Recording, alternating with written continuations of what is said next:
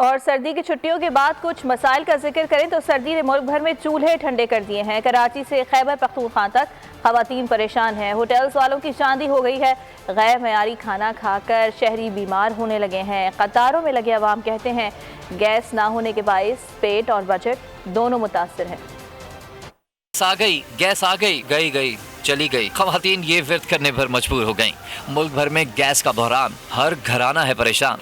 चूल्हा जलाना है, खाना पकाना है, मगर ये सब ख्वाब डरावना है। दिन में 3 बार गैस की फराहमी का हुकूमती वादा वफा ना हो सका। उमूरे खानादारी को ब्रेक लग गए। बच्चे और बड़ों का बगैर खाने के स्कूल और दफातर जाने का मामूल बन गया। कराची के बेशतर इलाकों में गैस न होने के बाद सुबह का नाश्ता बनता है, न दिन रात का खाना। अवाम कहते हैं महंगाई से पहले ही जीना मुश्किल था। हर माह गैस सिलेंडर ने माहाना बजट तबाह कर दिया है। कोयटा शहर में भी गैस के मसाइल बरकरार। शहर के बेशतर इलाकों में प्रेशर इंतहाई कम, जिसने न सिर्फ घरेलू सारिफ बल्कि तंदूर वालों को भी परेशान कर दिया है। गैस की किल्लत की वजह से सनत और मईशत का पहिया भी रुक गया है। सब्सक्राइब करें और बेल दबाएं ताकि कोई खबर रह न जाए।